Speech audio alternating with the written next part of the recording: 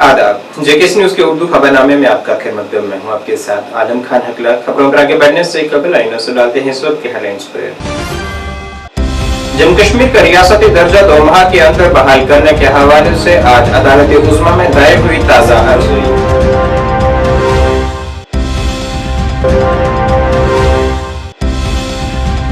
Engineer Rashid का आइंदा कल असेंबली इंतखाबात में कामयाब होने वाले नुमाइंदों को मशवरा, उस वक्त तक हुकूमत तश्कील न दें जब तक रियासती दर्जा बहाल नहीं किया जाता। कानून साज असेंबली की 90 सीटों और 873 उम्मीदवारों की सियासी तकदीर का कल होगा फैसला। इंतखाबात की गिनती के लिए तमाम इंतजाम हुए मुकम्मल। और जम्मू रूरल पुलिस ने गुमशुदा हुए 50 मोबाइल फोन किए बाजियाब। 7.5 लाख बताई जा रही है मालियत।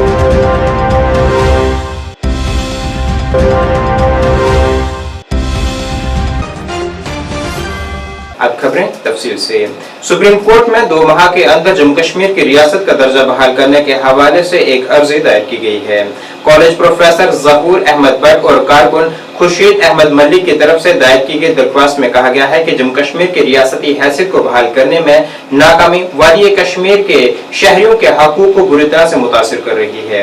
वादी में हाल ही में खत्म होने वाले इंतखाबात का हवाला देते हुए एडवोकेट शोएब कुरैशी के जरिए दायर की गई अर्जी में कहा गया है कि रियासत की बहाली से पहले कानून साज असेंबली की तश्कील वफाकियत के ख्याल की खिलाफ वर्जी करेगी, जो कि हिंदुस्तान के आइन के बुनियादी ढांचे का हिस्सा है। अर्जी गुजार का कहना है कि चूंकि हाल ही में खत्म होने वाले असेंबली इंतखाबात पुरअमन तरीके से हुए हैं, इसलिए अगर सुप्रीम कोर्ट ने एक मुकर्ररा मुद्दत के अंदर वादी को रियासत का दर्जा बहाल करने की हिदायत दी तो कोई सिक्योरिटी खदशात नहीं होंगे। जम्मू कश्मीर की 90 रुकनी कानून साज असेंबली के लिए 873 उम्मीदवारों की सियासी तकदीर का ऐलान कल उस वक्त किया जाएगा जब जम्मू कश्मीर के 20 वोटिंग मराकज पर वोटों की गिनती होगी, जिसके लिए जम्मू और कश्मीर में वसी तर इंतजाम किए गए हैं। तमाम जिला हेडक्वार्टर्स पर सख्त हिफाजती इंतजाम किए गए हैं। यहाँ गिनती के मराकज कायम किए गए हैं। 2019 में दफा 370 और 35A की मनसूखी के बाद इंतखाबात ने जम्मू कश्मीर में पहली मुंतखब हुकूमत के कयाम की राह हमवार की है।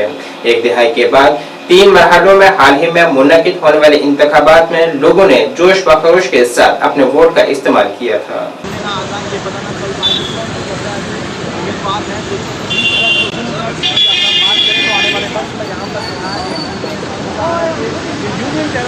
हमारा कोई चुना हुआ नुमाइंदा हो तो हमारे लिए काम करे, तो हमारे मसाइल को उजागर करे, तो हमारे मसाइल को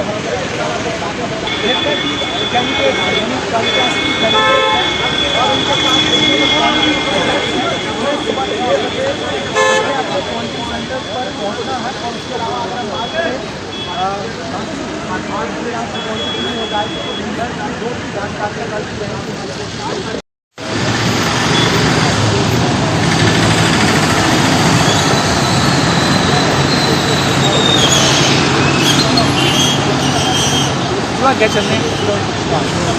अवामी इत्तेहाद पार्टी के सरबराह और शुमाली कश्मीर के रुकने पार्लिमान इंजीनियर रशीद ने आज सियासी जमातों और आजाद उम्मीदवारों को मशवरा दिया है कि वो कल कामयाब होंगे और वो जम्मू कश्मीर में उस वक्त तक हुकूमत न बनाए जब तक हुकूमत हिंद रियासत का दर्जा बहाल नहीं करती।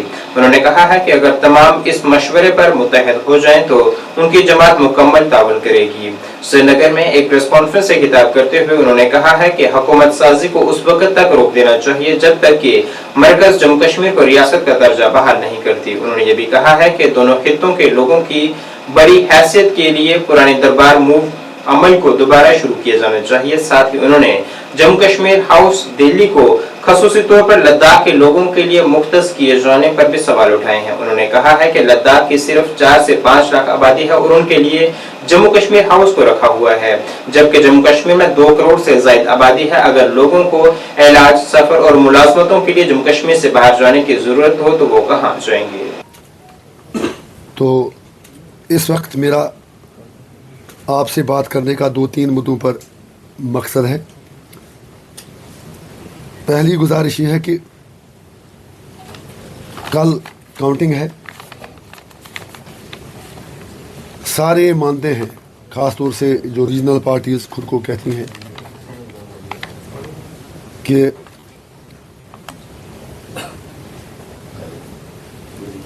जो भी सरकार बनेगी यूनियन टेरिटरी की सरकार होगी और उसमें जो इलेक्टेड सरकार होगी उसके पास इख्तियारात बहुत कम होंगे। चनाच अब इलेक्शन हो गए और कल मेजॉरिटी किसके पास भी आती है वो अलग बात है। सरकार कोई भी बनाए, मुझे सिर्फ इतनी गुजारिश करनी है, 5 साल इन लोगों ने कुछ किया नहीं, Gupkar alliance, so called regional parties. अब अगर इलेक्शन हुआ तो मेरी हम्बल गुजारिश है, ख़ास तौर से जो India bloc, PDP, People's Conference, बाकी अपनी पार्टी, बाकी पार्टियां, कि चले एक चीज़ पर आप तो यूनाइट हो जाइए। हमें पता है कि इंडिया अलायंस की मजबूरियां हैं। वोट तो उन्होंने कश्मीर से लिए, लेकिन 370 पर कांग्रेस ने खामोशी इख्तियार की। मैं इस वक्त कोई बिटरनेस ऐड नहीं करना चाहता हूं। मेरी एक सजेशन है इन सब से कि जब तक स्टेटहुड हमें ना मिले, कोशिश करें कि नई सरकार तब तक ना बने। अगर मेजॉरिटी भी मिलेगी, चाहे किसी अकेली पार्टी को मिले, अलायंस को मिले, या इंडिपेंडेंस का सपोर्ट चाहिए या किसी और का सपोर्ट चाहिए, तो अच्छा रहेगा कि अगर ये सारी पार्टियां एक पॉइंट पर फोकस करके यूनियन गवर्नमेंट पर ये कहते हैं कि आप स्टेटहुड वापस दे दीजिए। इलेक्शन हो गया, अगर उमर साहब खुद कहते थे कि म्यूनिसिपैलिटी से ज़्यादा पावर इस सरकार के पास नहीं रहेगा, तो उन पर भी लाजिम है, पीडीपी पर भी लाजिम है, सब पर लाजिम है कि कम से कम एक छोटी सी चीज़ है, उतना बड़ा मसला है नहीं। मोदी जी ने वैसे ही गोल पोस्ट चेंज कर दिया, तो थोड़ा सा मिल के यूनियन सरकार से कहते हैं कि कम से कम स्टेट पहले ने थोड़ा सा विकार बहाल हो, और अगर इसमें उन्हें एआईपी का भी ताउन चाहिए, हम बाकी चीज़ों को छोड़कर इस एक पॉइंट पर उनके साथ कोऑपरेट करने को तैयार हैं, इरिस्पेक्टिव ऑफ द फैक्ट किसको कितनी सीटें मिलती हैं। लेकिन एक एक वोटर का यही ख्वाहिश है कि यहाँ की सियासी पार्टियाँ बयानबाजियों से आगे निकलकर प्रैक्टिकली कुछ ऐसा करें जिससे लोगों का सेल्फ कॉन्फिडेंस रेस्टोर हो, लोगों के राइट्स रेस्टोर हो, और अगर स्टेटहुड की डिमांड यूनाइटेडली जम्मू और कश्मीर के लोग, पॉलिटिकल पार्टियां, इलेक्टेड रिप्रेजेंटेटिव्स यूनियन गवर्नमेंट तक पहुंचा दें और ये कह दें कि या तो आप हमें स्टेटहुड दीजिए या फिर तब तक हम थोड़ा दूर रहेंगे सरकार से, सरकार बनाने की कोशिश से, तो बहुत अच्छा रहेगा। जम्मू रूरल पुलिस ने आज 50 के करीब गुमशुदा मोबाइल फोन्स को बाजियाब करके उन्हें असल मालिकान के हवाले किया है। इस हवाले से एसपी रूरल ब्रजेश शर्मा ने एक प्रेस कॉन्फ्रेंस में जानकारी फराहम की है कि इन गुमशुदा मोबाइल फोन की कुल लागत 7.5 लाख से 8 लाख के दरमियान है, जिनसे मुख्तलिफ पुलिस थानों में मामला दर्ज थे। उन्होंने अवाम को मशवरा दिया है कि वो मोबाइल गुमशुदा होने की सूरत में इसकी पुलिस में शिकायत लाजमी तौर पर दर्ज करवाएं ताकि उनका गलत इस्तेमाल को रोका जा सके।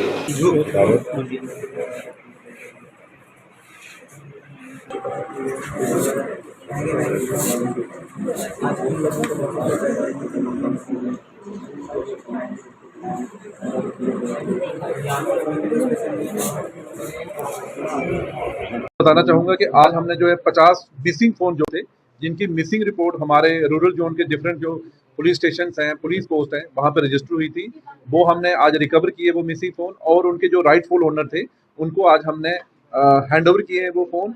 और इनकी जो टोटल कास्ट है वो 7.5 से लेकर 8 लाख के बीच में है।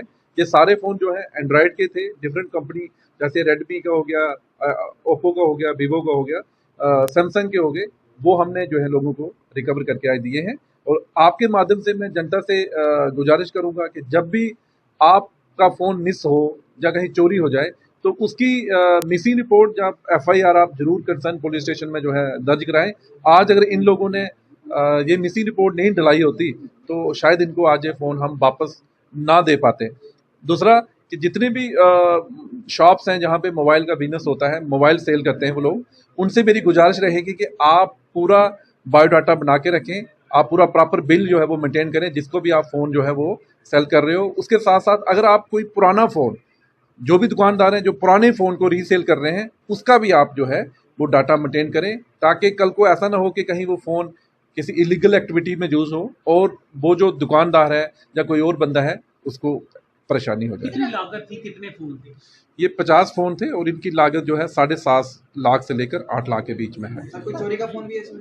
नहीं, इसमें चोरी का कोई नहीं, ये सारे मिसिंग फ़ोन थे। सर, अगर हम किसी से पुराना फोन दही इलाकों में खेलों को फरोग देने के मकसद से भारतीय जनता पार्टी के यूटी नायब सदर और साबिक वजीर चौधरी श्यामलाल की जानिब से पंचायत खानाचौक के नौजवानों में खेलों का सामान तकसीम किया गया है। इस मौके पर साबिक पंचायत सरपंच दर्शन चौधरी, बीजेपी मंडल ए सदर कृष्णा चौधरी, विजय शर्मा और दलजीत सिंह समेत बड़ी तादाद में पंचायत के नौजवान मौजूद थे।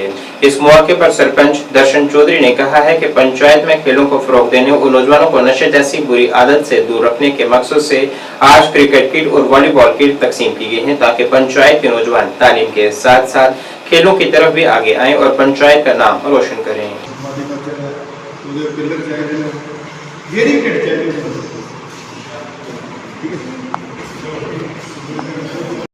गणपति गार्ड में जो थाने तक के बच्चे हैं जो गेम खेलना चाहते हैं उनको सरपंच दर्शन लाल की तरफ से जहाँ इनको एक क्रिकेट किट प्रोवाइड की गई है, उसके साथ फुटबॉल भी है।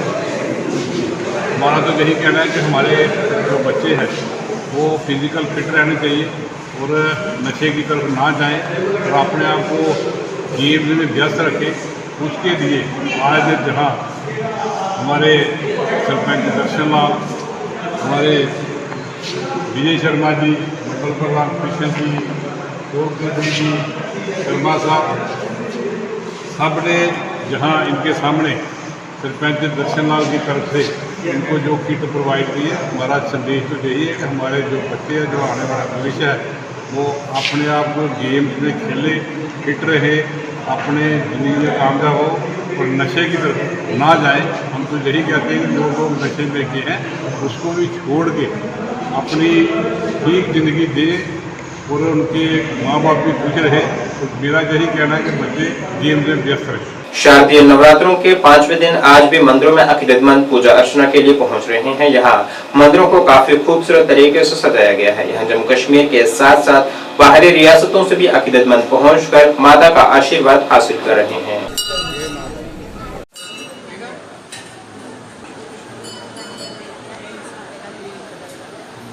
जी क्या कहेंगे आज के दिन? जय माता की। आज पंचम नवरात्र माँ स्कंद माता के निमित्त स्कंद माता आप सब भक्तों का कल्याण करे, आप सब भक्तों की मनोकामना पूर्ण करे।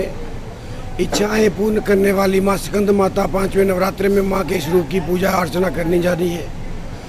माँ भगवती की पूजा अर्चना करने से सर्व सिद्धि प्राप्त होती है, सभी मनोकामनाएं पूर्ण होती हैं।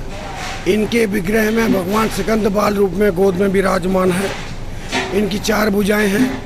बाईं तरफ की ऊपर वाली भुजा में स्कंद को गोद में पकड़े हुए हैं। ये कमल के आसन पर विराजमान रहती हैं, इसलिए इन्हें पद्मा माता भी कहा जाता है। कार्तिकेय की माता कहलाने के कारण इन्हें स्कंद माता भी कहा जाता है। आज के दिन 5 कन्याओं का पूजन कर माँ भगवती को प्रसन्न करना चाहिए और आशीर्वाद प्रदान करना चाहिए। जय माता की। 5वां नवरात्र है, माता जी के दर्शनों के लिए यहाँ पहुँचे हैं, क्या कहेंगे? आज 5वां नवरात्र है, सब आए हुए हैं श्रद्धालु लोग।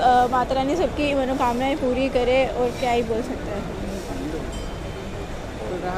रश तो काफ़ी है, रश हर बार ही होता है, बस दर्शन करने को मिल जाए वही है काफ़ी। सबकी अपनी अपनी होती है। हम जैसे जब अभी हम लोग जिस एज ग्रुप में हमें तो बस यही है कि करियर बन जाए और सब अच्छे से रहे, पेरेंट्स की हेल्थ वगैरह ठीक रहे। भैया मेरा नाम सौरदीप शर्मा। शर्मा जी क्या कहेंगे? आज 5वां नवरात्र माता जी का दर्शनों के लिए पहुँचे हैं, भावी माता, क्या कहेंगे? माता रानी का आज 5वां नवरात्र है, तो काफ़ी संख्या में लोग जम्मू कश्मीर से कि बाहर से भी लोग दर्शन करने आते हैं। तो हम भी आज माता रानी के यहाँ दर्शन करने आए हैं। माता रानी आशीर्वाद दे हमें, पूरे संसार को, हमारे यहाँ भारत को, हर एक बंदे को अपना आशीर्वाद दे और खुशहाल हमारा देश तरक्की करे और हमारे बच्चे हैं जो भी हैं, हमारे भाई बहन सब तरक्की करें।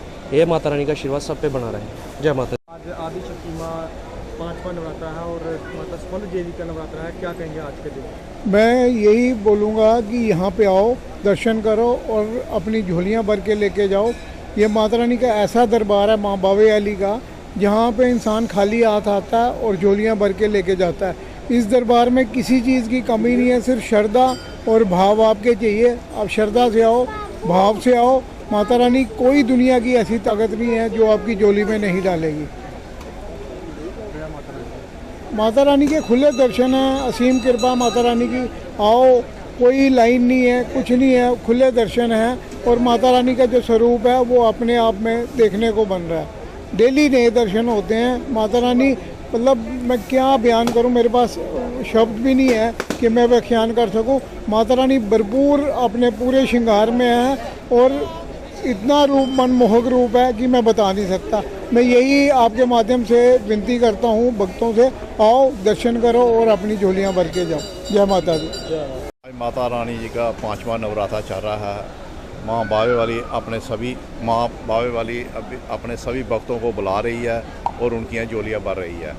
मैं सभी जम्मू वासियों को से प्रार्थना करता हूँ कि माँ बावे वाले के दरबार में आएँ, दर्शन करें और अपनी अपनी मनोकामना रखें और माता रानी सबकी झोलियाँ भरती है। हम माता बावे वाली माता की हमारे ऊपर बहुत बड़ी कृपा है। ये हमारी खुशहाली के लिए हर रास्ते को अच्छा करती है। माँ बावे वाली में आज देखो एडमिनिस्ट्रेशन की तरफ से भी बहुत अच्छा इंतजाम किया है। यहाँ के महंत बेटा जी हैं, उनकी तरफ से भी लंगर लगे हुए हैं।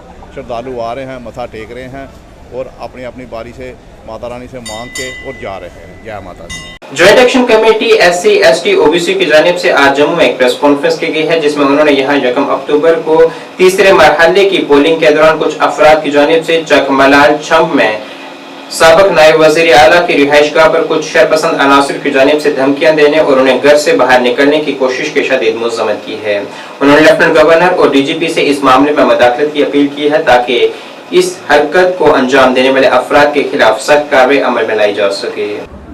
चंद दिनों पहले जो यहाँ हालात बने हैं लॉ एंड ऑर्डर के, उसके ऊपर हम सबको गंभीरता से सोचना पड़ेगा कि जहाँ हमारी रियासत जम्मू व कश्मीर एक नॉर्मल स्टेट नहीं है, बहुत सी सेंसिटिव स्टेट है।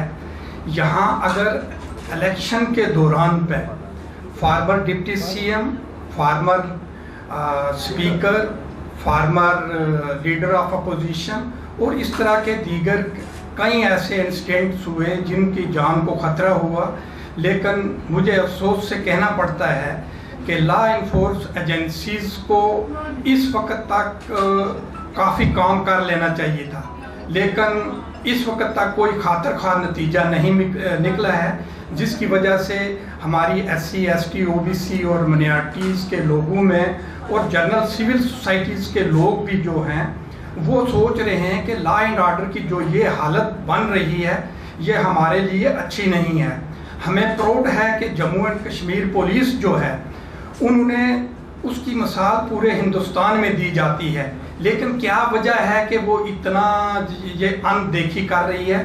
हमारे पुलिस के नौजवानों ने यहाँ शहादत दे के लॉ एंड ऑर्डर को मेंटेन किया था, लेकिन कुछ वजह है, कुछ अनफोर्सीन हैंड हैं जो पुलिस को भी काम नहीं करने दे रहे हैं। तो हम सब लोग ये जोर दे के कहते हैं कि इस बिगड़ती हुई लॉ एंड ऑर्डर की सिचुएशन को अभी से कंट्रोल करना चाहिए। Joint action committee SC ST OBC और माइनॉरिटी की ओर से की जा रही है, जैसा कि पहली अक्टूबर को जब जिस दिन पोलिंग थी उसी दिन मलाल के अंदर जहां पर के डिप्टी CM का घर है, वहां पर कुछ लोग आकर जो क्रिमिनल लोग हैं वो आकर धमकाने का काम करते हैं, उसे जबरदस्ती बाहर लाने के लिए बोलते हैं, इसी इंटेंशन के साथ के उसको मारा जाए, उसे जान से मारा जाए। इस किस्म की